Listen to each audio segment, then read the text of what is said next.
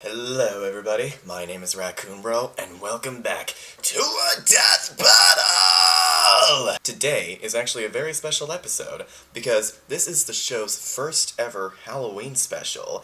And unlike last year with Ganondorf vs. Dracula, where it was sort of Halloween-y, but not completely, and it wasn't even on Halloween, this year they're going all out. They're even going as far as to push the release date back a day early just so they could do it on Halloween.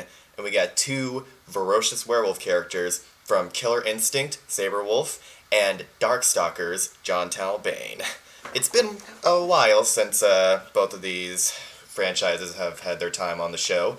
With Killer Instinct, they haven't been on since Balrog vs. TJ, and Darkstalkers hasn't been on for like over 100 episodes, so while I am happy to see them both back, I have absolutely no personal connection or attachment to either of these characters, so I don't know who's gonna win. I have no stakes in the matter. Like, I don't really care who wins.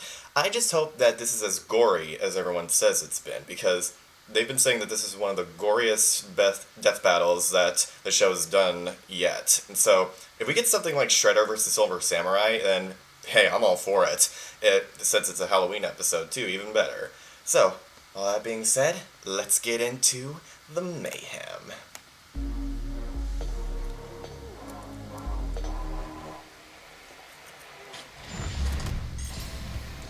Alright. Sir Thomas Browne once said, "Every man is his own greatest enemy, and as it were, his own executioner." For many, every day is a struggle to restrain the beast within. Or else you might turn into a big old honking werewolf. Oh, that's Such as cool. Sabrewulf, the savage wolf man of Killer Instinct. And Jon Talbain, the kung fu canine Darkstalker. He's Wiz, I'm Boomstick. And it's our job to analyze their weapons, armor, and skills to find out who would win a death battle.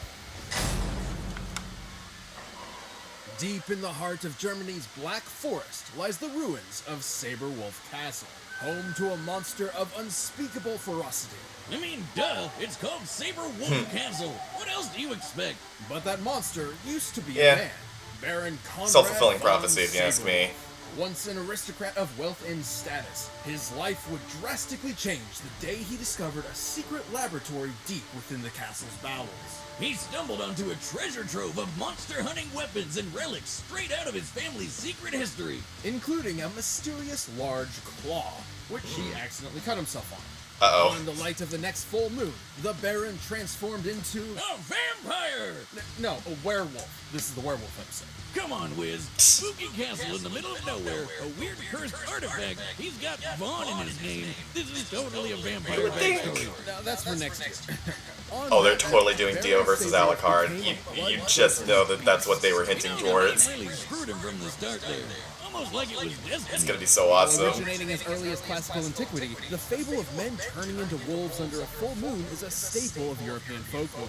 Real-life victims of so-called lycanthropy most likely suffered from porphyria, hypertrichosis, or rabies. Savvy rampage. Those werewolf transformations always freak me out. What he found. Because as a big hairy demon dog, being a werewolf means your strength, speed, and tough hide are off the charts. Oh, and it makes you great at basketball. I love With that his movie. razor-sharp claws, Sabrewulf can easily tear through solid steel. Also, any one of his cuts can potentially pass his curse to new victims. But he's pretty handy using those claws to brutally rush down any foe. With a howl to the sky, Sabrewulf can amp himself up, or tap into his killer instinct to enter a feral rage. In this state, any sense of shame or repression is eliminated as he truly becomes a mindless monster. It also increases his chip damage and allows him to cancel auto doubles into other auto. Yeah. Makes him even more stronger and faster. We get it. Look, I've never played Killer Instinct, so I don't know the lingo for fighting. Gotta be honest, not sure where this one comes from. He's a vampire in a pursuit. Called it. After a night of painting the town, Oh no, not another furry Sabrewulf episode. awoke to the nightmare that would be the rest of his life. Yeah, he wasn't exactly a fan of the whole werewolf thing, so he did anything he could to stop being a full moon furry. But That's- science and magic couldn't cut it. That's a silly Descended into image. madness, but eventually found a possible savior. Werewolf Friendly with neighborhood soul-crushing mega Chemicals. corporation, Ultratech. evil Walmart. Hey, evil Walmart. Just Walmart. Ultratech promised Sabrewulf a cure for his lycanthropy. But in reality, their experiments only gave him cybernetic implants in his arms. Cool! And extended his werewolf form to last indefinitely. But Sabrewulf was none the wiser. In return for a cure that would never come, he agreed to fight on Ultratech's behalf in their Killer Instinct tournament. Oh, jeez, poor guy. This moron ran around a creepy castle, bumped into something sharp like a dumbass, and now he might not even be potty trained. Then he got duped by the most obviously evil company ever to ruin his life even more. This guy is either the unluckiest schmuck on the planet, or just high off his ass on opium. Actually, he was dangerously addicted to opiates for a time, which only drove him further into madness. Wow, this guy's life sucks. Regardless, Sabrewulf was a fierce competitor. Within the Killer Instinct tournament, he battled and defeated a Nez Perce warrior Thunder, the metallic super soldier Fulgor, and an actual dinosaur. He's certainly among a high tier of the competition. Like Tusk, who can summon friggin' meteors out of the sky. What the Based on how large this projectile is, its impact should be equivalent to over a kiloton of TNT. What the Davey fuck? can't magically call down a space rock, but he can survive a hit like that and dish it back. In the tournament, he won 17 fights in a row. Until he met the warrior monk Jacob. Protagonist, right? And he got his favorite cheeks blacked by an alien McFlurry named Glacius. But even after the tournament, Sabrewulf proved strong enough to tear out his own cybernetic implants. I bet they're gonna do Liu Kang versus Jago at some point. Android CEO Arya had noted that the older a werewolf gets, the more vicious and skilled it becomes, while the loss in strength and agility is negligible. And he proved it in his rematch with Glacius. Who's the clapper of cheeks now, you projectile-spamming snow cone? Most impressive, considering Glacius once got the drop on Arya, whom, according to an official novella, can react within a nanosecond. Oh crap! He's not just your average werewolf. He's a super werewolf. A fighting tournament ass kicker. Though he will sadly always be on the hunt for a cure that doesn't exist, Sabrewulf is one of the most dangerous monsters and men to ever live.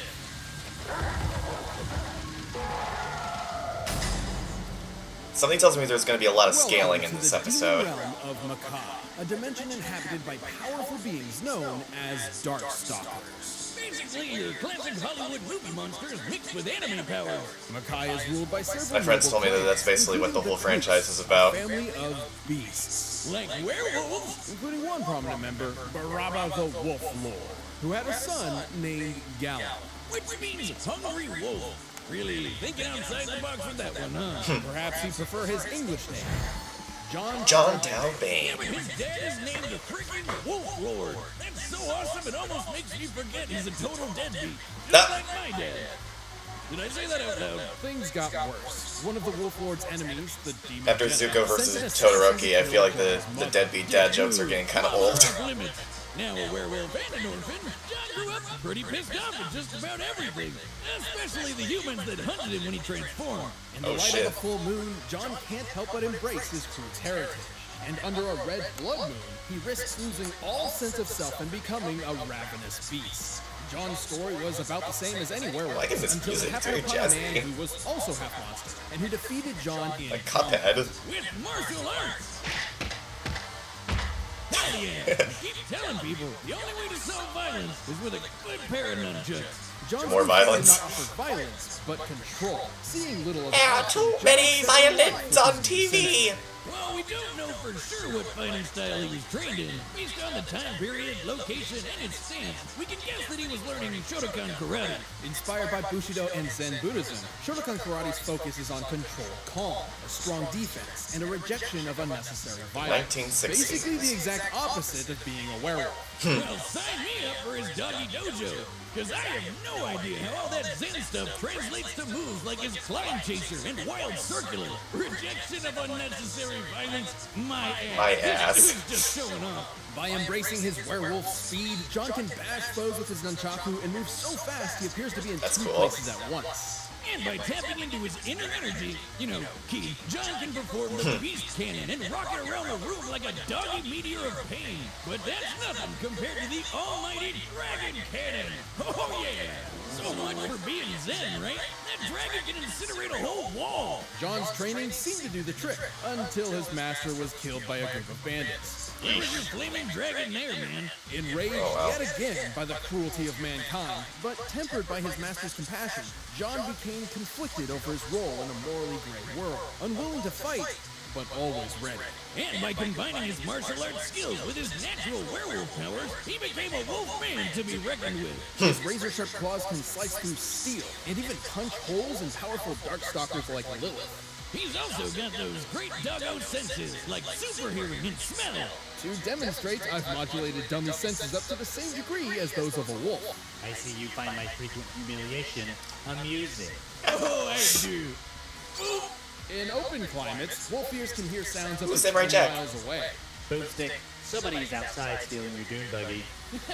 No, wait, really? And their sense of smell is over 100 times Aw. greater than that of a human's. Oh good, the thief got away. What did you smell that told you that? Salt, lots and lots of salt. With nothing but Tears. grit and a thick layer of Tears. what I'm sure is unreasonably soft fur that you just want to stretch behind the ears. Jon has survived an onslaught of missiles from the Monster Hunter BB Hood. Where? Who gave Little Red Riding Hood military-grade ordnance? I want to shake their hand.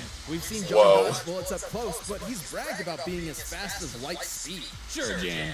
Jon. And he can take down these 5,500-pound alien robots called Heat Souls, which can fly through outer space. Also, it's worth mentioning that Darkstalker society is broken up into different classes based on the strength and power of the individual. Jon is a B+ class Darkstalker, which is way above average, so it makes sense to compare him to other B+ classers to gauge his limits. Like Anakaris, who sank all of ancient Egypt underground. Or QB, who could lift a massive beehive high above this castle. Based on its size relative to the castle, this What the hive fuck? is enough to weigh over 30 million tons. It's like lifting over 300 Oh, aircraft carriers. And Jon's way more jacked than she is. And imagine getting stung by one of those bees. Even with his amazing power, after decades of torment, Nice. Jon had resigned himself to a life of misery and solitude. Until he met the cutest cat girl around. Now, we all know cats are usually super evil and Satan's presence on Earth, but Felicia taught him that humans actually aren't so bad. Wait. So years of martial arts discipline couldn't temper his bad side, but getting laid did? No. You know what? I believe it. As far as we know, they're just friends. Yeah, and I'm sure the internet could give you 34 good reasons why that's bullshit, Wiz. Yeah. Despite what DeviantArt thinks, Felicia would help Jon conquer his dark side. Oh my gosh.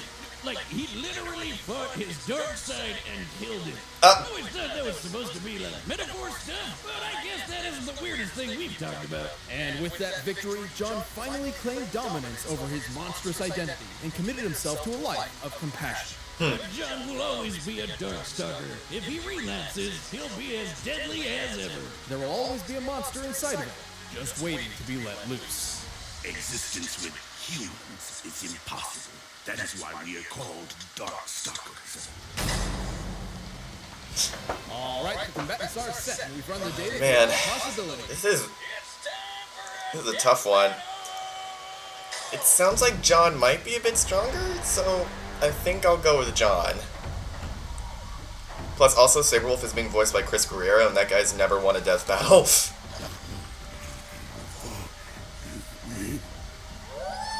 And I got Jello Apocalypse as Jon Talbain!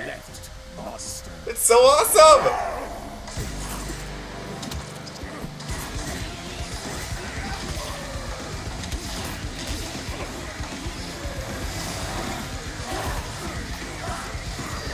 Oh, this music's cool too.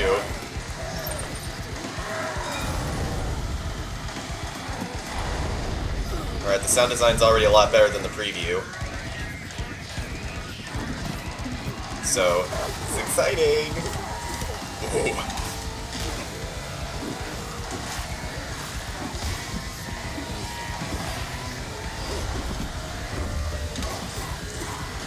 I'm liking this 3D stuff.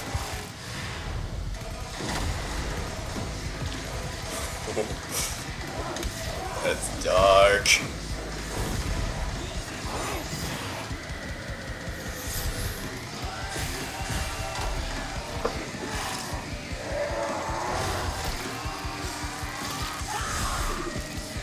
Oh my gosh. I thought he was gonna get his arm ripped off.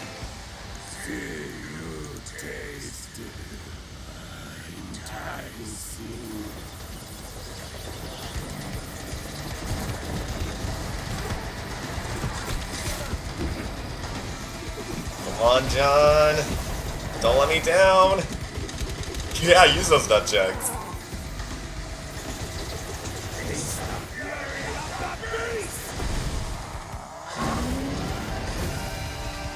And Brendan's got tons of range. Like, that does not sound like him at all. I love it.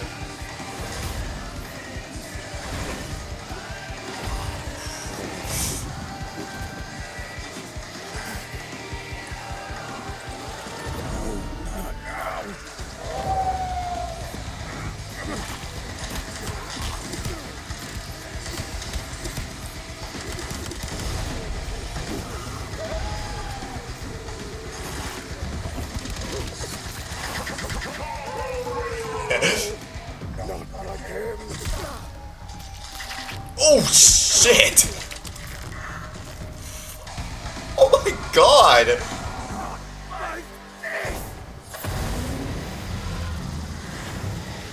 It's freaking intestines! I know monster. Tonight, I'll make it something. Oh shit.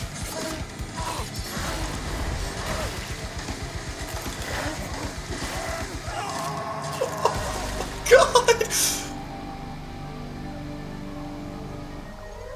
Okay, that was pretty epic. Wiz, I think I need to see a therapist to tell them how awesome that was. Yeah. Sabrewulf was a ferocious foe, but Jon had a lot going for him in most regards. For instance, Jon was trained in genuine martial arts and practiced them for decades, while Sabrewulf relied entirely on instinct. You mean killer instinct, eh? Yeah. You're no fun. Hey, remember how Sadie defeated Glacius, who attacked Arya in less than a nanosecond? Technically, that puts Sabrewulf's reaction capability well within light speed, which Jon claimed he could match. That was just bragging, right? Hardly. Those sweet tool units Jon fought were capable of flying across the galaxy. Oh, hundreds shit. of millions of light years in only a short time. This is important because fellow Darkstalkers Morgan and Dimitri have intercepted Huitzols in mid-flight combat.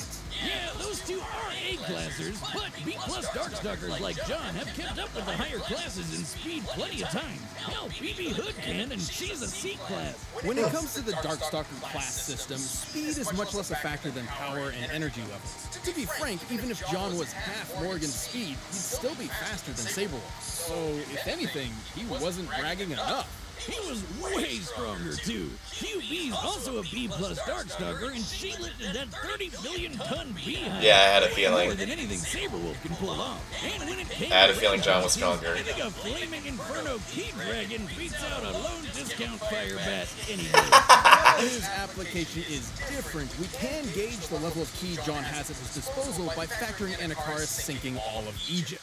So the only logical thing to do was measure the total weight of ancient Egypt. What? No, really. We did that. Most buildings in the period were made of clay bricks, Oh about my 4.3 gosh. meters tall. Adding the known volume of the pyramids and considering additional land, we determined Anakaris' ki had to be strong enough to move a civilization weighing over 1.2 trillion tons. And that's not even counting all the people. Or cats. I get a shitload of cats. Now that sounds crazy for an old school horror monster like a mummy or a werewolf, but Darkstalkers aren't quite like the classics.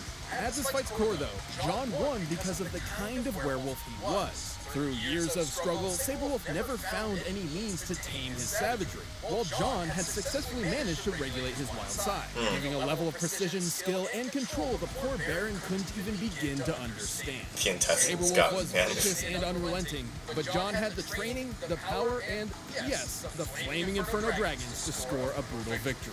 Brutal doesn't even cut it. I mean, how much blood was that? You know, it had to be at least a gallon. The winner Nice. is Jon Talbain. Thanks for watching this episode of Death Battle. We fin- Come back next week to see previews of our upcoming matches. We finally gonna Wanna get watch to see more Red stuff? versus We Blue? put the boxes right around here, and you can always pick up some DB merch at store.roosterteeth.com. They're just gonna play the exact same one.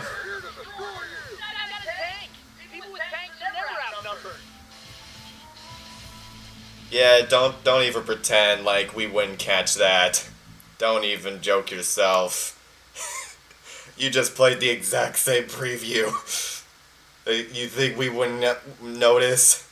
But anyway, this fight was great. Oh man, it really started to pick up, and they were not kidding about that gore with the intestines and just the brutality, ripping them to shreds. I think that Egypt thing was what they were referring to when they said that this all got decided by one gigantic calculation, and measuring the volume and size of all of Egypt, I can't even comprehend that. That's insane.